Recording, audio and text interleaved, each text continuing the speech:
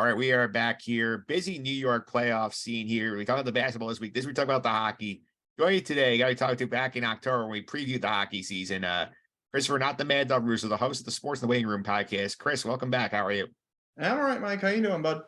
Pretty good. I got to say, this season felt like it almost never ended, but I feel like there was like so many twists and turns here. What was your big takeaways in the season as a whole?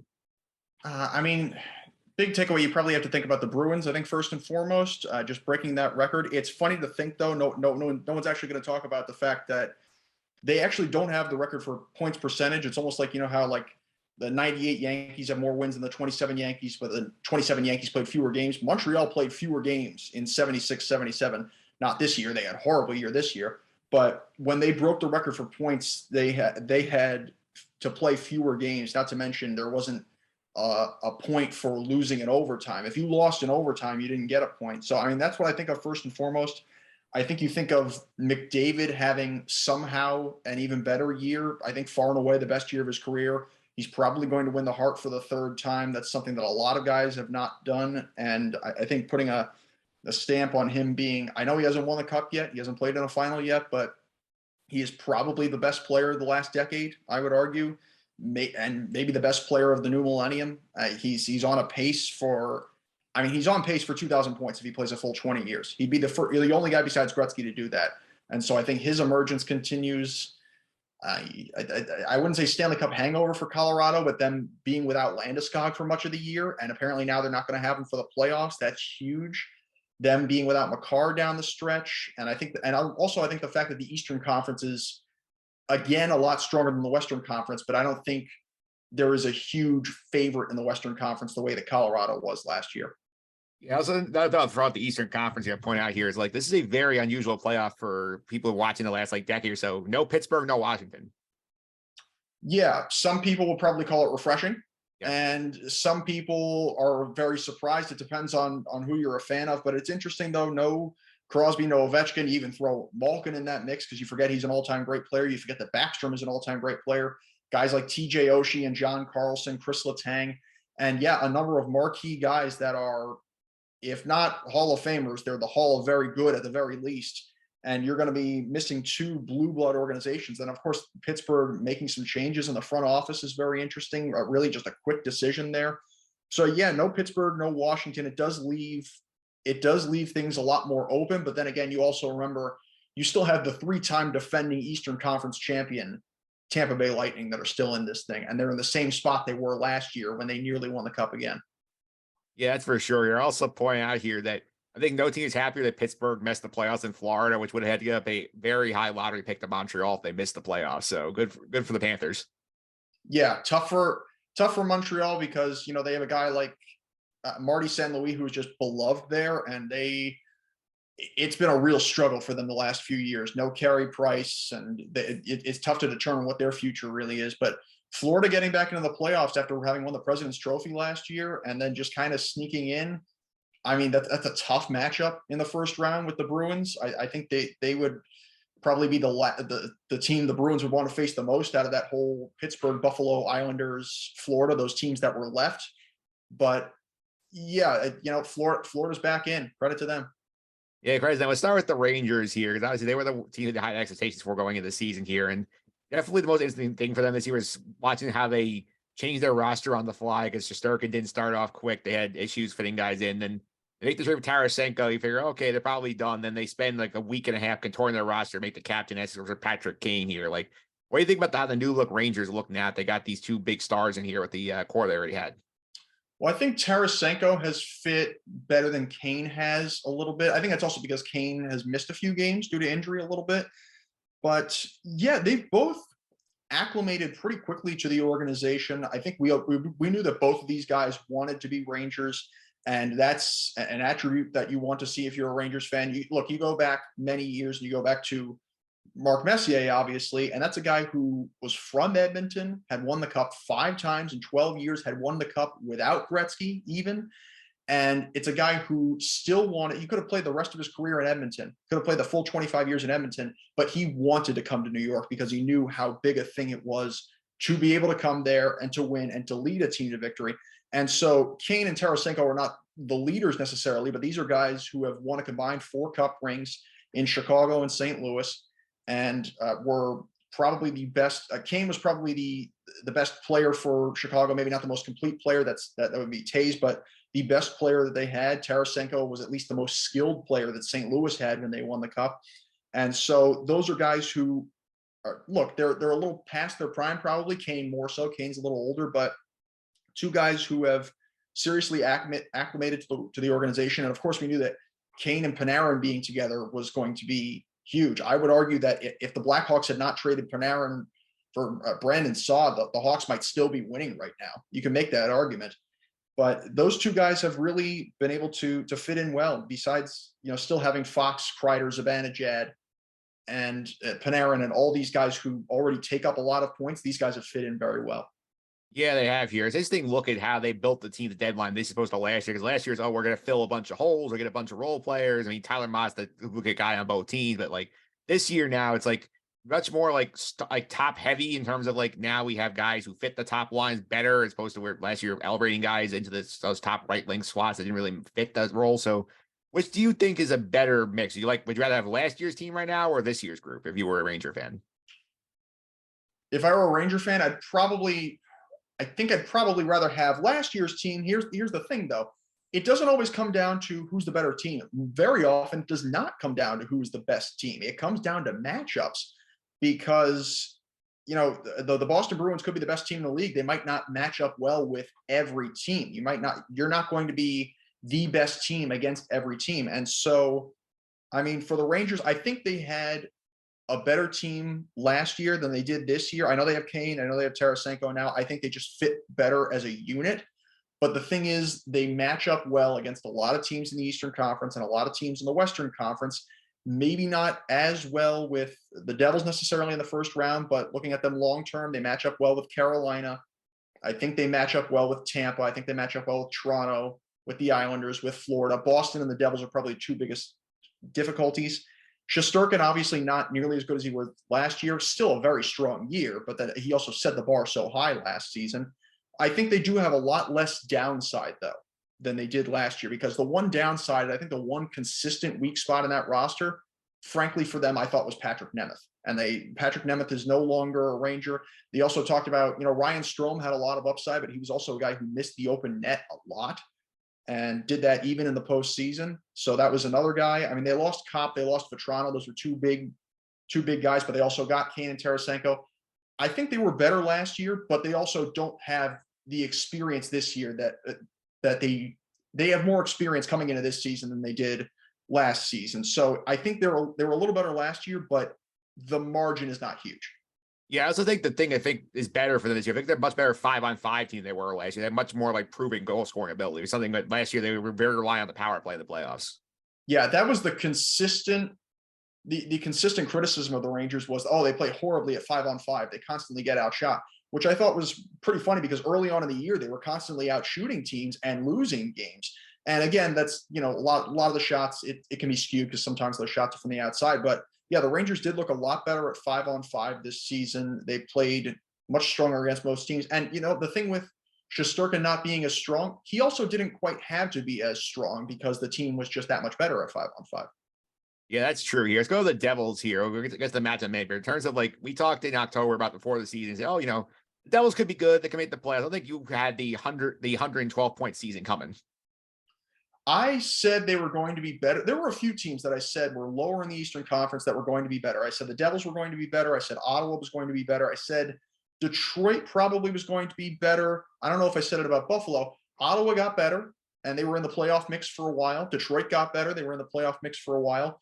Devils, I thought, they're probably going to make the playoffs. This is probably the best offensive team they've ever had. They were never this good offensively. I think even when they won the Stanley Cup, they just fit better as an organization. They had a better structure. But yeah, I think maybe 95 points was a reasonable outlook. I don't think 112 was something we expected. Then again, I also didn't think that 12 teams were going to finish with 100 points this year, including the Kraken. So, it was also just a very, very strange kind of top heavy season. But yeah, the Devils they made some moves. They needed some improvement on the back end. They got it. I would not say they are a top team necessarily in goal or even defensively, but they have been able to, I think, supplement the offense in a point where they win a lot of 5-4 games, but they've done a much better job fundamentally. And I already knew that, you've got a guy in Lindy Ruff, who's an experienced head coach, one of the greatest head coaches of all time, actually, guy who's just never won the cup, but did such great things in Buffalo and is very, very respected. So, yeah, the Devils have had an outstanding year and are a contender. That's for sure here. And also they make the big move with the deadline when they go get Timo Meyer in here to add another offensive weapon to a team with very good scoring goals here. Like, how does he fit in so far for the Devils? Well, the most important thing for Timo Meyer and the Devils is just that he was a finisher. He's a guy who gets to the front of the net. And it's funny, I think you can actually kind of make the comparison. He's kind of their Chris Kreider, actually, because he's a guy who just positions himself very well at the front of the net. I don't know if he's a great deflector necessarily, but a guy who gets to the net, is able to bury loose pucks, and a guy who scored over 40 goals this year. That's what he was in San Jose. That's what he's been with the Devils. He'd been linked to them for a while, and they needed a finisher. That was the big thing, because Jack Hughes is a 40-goal guy, but he's also able to facilitate. He's a good player. He's a good goal scorer, and he's a good facilitator. He's a very complete player. And Timo Meyer is a guy who's just able to finish for them. Yeah, that's for sure. Now we get this very fun first round match between the Rangers and the Devils here. They only played once after the deadline moves. The Devils won that game here. And like, what are you looking forward to in this series here? Like, how do you think it's gonna break down? Well, it's funny because the last game between the Devils and Rangers, I think, kind of in many ways defied expectations, because you were probably expecting a Devils win at that point, but you probably expected a higher scoring game, or an average to higher scoring game. The Devils went up 2-0 early. The Rangers were a stronger team in the second period. They got totally outplayed in the first. They were a stronger team in the second. They ended up losing to the Devils 2-1 in regulation. It was a very good game, and I think it was a good sign for the Rangers. But the Devils did outplay the Rangers not only for the season, but head to head. It was not. They were usually, I think, 1 or 2 goal games. I believe it wasn't that terrible, but looking at this series, I think the geography still favors the Rangers. Yes, the Devils have home ice, but the truth is probably close to half that building. Even though the Devils have a great fan base, they do have a great home crowd. The Ranger fans are probably going to take over nearly half that building, as they have had for many, many years, going back to East Rutherford. And so if there's one team you want to play on the road as the Rangers, not necessarily from an actual play standpoint, but from a fan and noise standpoint, it's going to be the Devils. The Islanders probably not too far behind. And it's not necessarily because, the Devils have a weak fan base. It's because, it's passed down from generation to generation. The Rangers are an organization that's, about 50 years older and has been in the area for about 55 years longer than the Devils have. So that's one thing that favors the Rangers. They're also historically a little better against the Devils in the playoffs. They've taken, I think, 4 of 6. Devils have taken 2 of the last 3. The Rangers do have a stronger goaltender in Shesterkin. Vanacek is good, but Shesterkin obviously has bigger upside. They do have overall a more experienced team, especially getting Kane and Tarasenko. But even the guys that are part of their core are more experienced, because they made a run to the conference final last year. The Devils made the playoffs once since they last reached the final, of course, knocking out the Rangers, the Henrique goal. And I do think the Rangers, although are not, as strong defensively as, say, the Bruins or the Stars or something like that, they are a better team defensively. So if I have to give you a pick, I'll take the Rangers. I'll take them in 7 games. I was say, I think Rangers in 7. I feel like it's a very evenly matched series here. I think the experience edge of the Rangers is very important, because it's a very young Devils team. I think if they got the Rangers a round or 2 later, I think they'd much more likely they win the series. But I think the Rangers know what playoff hockey is like, and adding these veterans in there and the goaltending, I think is going to be what puts them over the top here. Yeah, I'd probably tend to agree with you there. I mean, it'd be fascinating if you had these guys in the conference final. It'd be much more likely if you still had a 1-8 matchup. And it's funny, though, because you have Carolina, the Devils, and the Rangers were for much of the year, were 3 of the top 4 or 5 teams in the league. And yet, because they're all in the same division, 2 of them have home ice in the first round. Only one can have home ice through the first 2 rounds.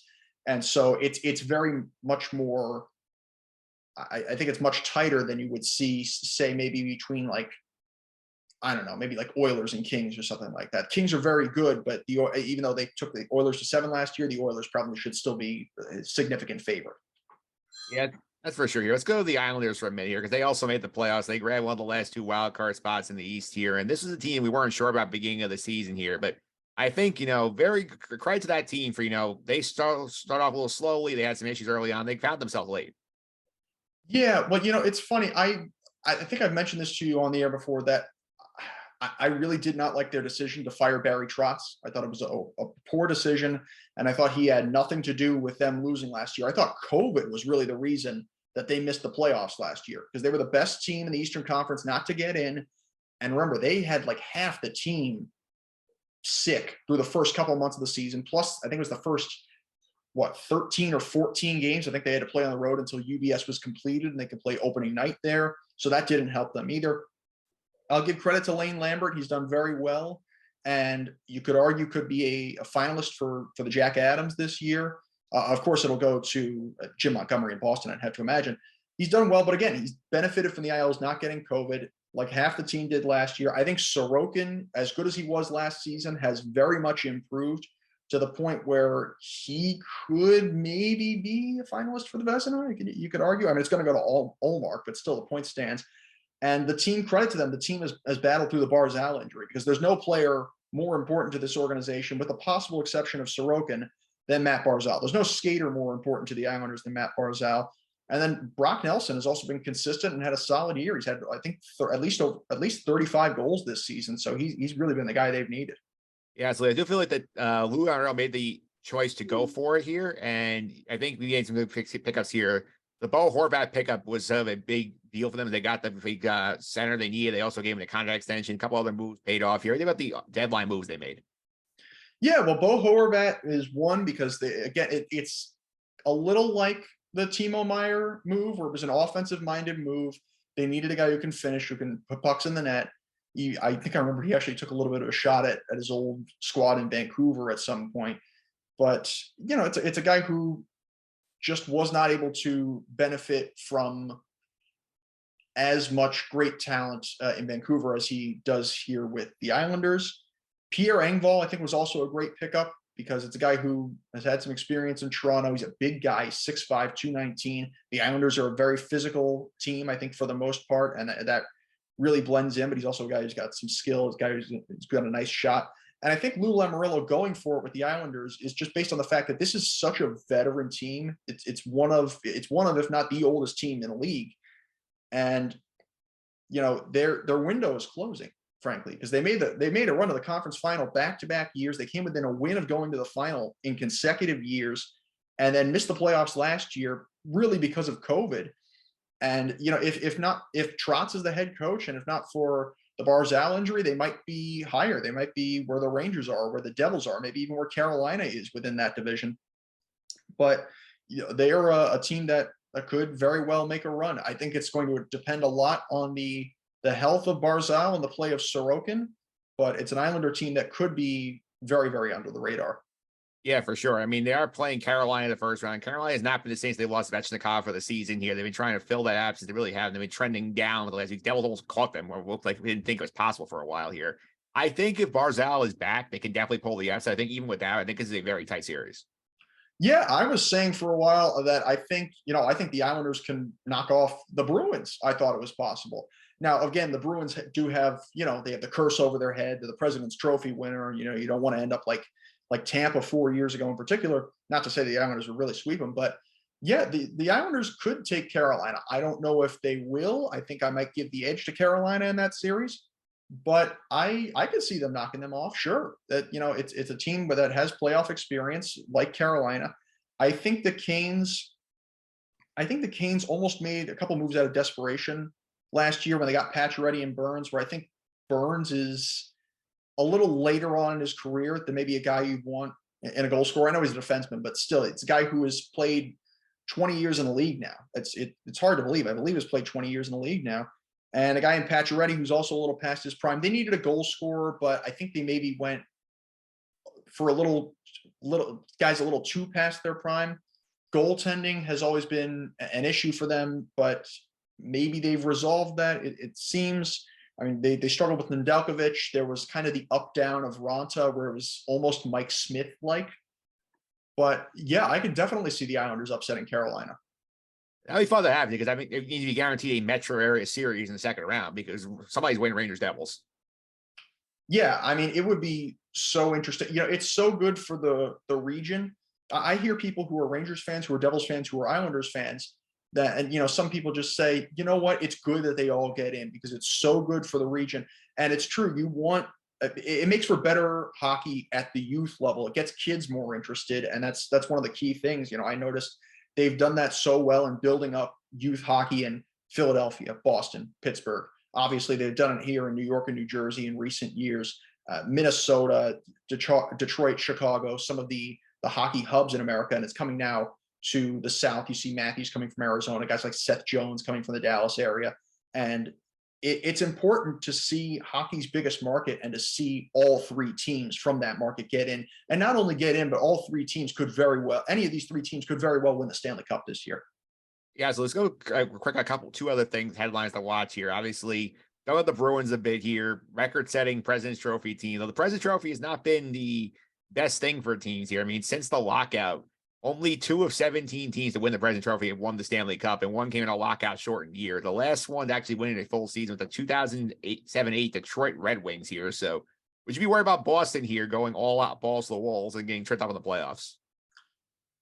Yeah, yeah. You know, the thing is, technically, I think they'll fall the victim to the President's Trophy curse, in that I don't think they'll win the Stanley Cup, but I think they'll still make a very deep run.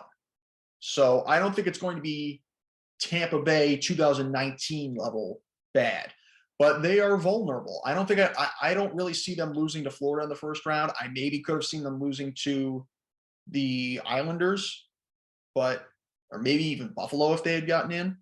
But I would say, yeah, Boston is vulnerable. Especially if they get to the second round and they end up playing Tampa, they're definitely vulnerable. If they end up playing Toronto, history favors the Bruins. Recent history favors the Bruins, but you know, the Leafs are. If the Leafs finally win a playoff series for the first time in 19 years, that's really going to get the ball rolling, especially if it's against Tampa. And then, you know, any of those teams really in the other bracket, Carolina, Devils, Rangers, or Islanders, could be very threatening to the Bruins, as could probably most of the teams in the Western Conference. So I don't see the Bruins winning the cup. I think I see them making a deep run, but I can also see them getting knocked out as early as the second round. Yeah, I think the second round seems to be the danger spot of late. I'm looking back here. I mean, we had, I think, 6 of the last 7 have lost in the second round. And the exception, obviously, the Tampa Columbus thing a few years ago here. I feel like when you push yourself that hard in the regular season, sometimes you just run out of gas when you get this far in. Yeah, well, especially this year because they, you know, you go that hard, 135 points. Nobody else has had 135 points. And you think about it again, everybody kept talking about the wins record, and all I kept seeing was 95, 96 Detroit, and I forget what the other team was. I'm trying to remember. But all I remember is that I think the two teams who had the record for wins both lost in the conference final, or at least neither of those teams made the final. And so that was key. This is the sport more than any other where regular season success is not completely proportionate to playoff success. Yeah, that's for sure. And we'll talk about the West briefly too here, because the West, I feel like I feel like a wide open race out there. I feel like 5 of the 8 teams in the playoffs, I think, are legitimate run the case to go to the conference final and beyond.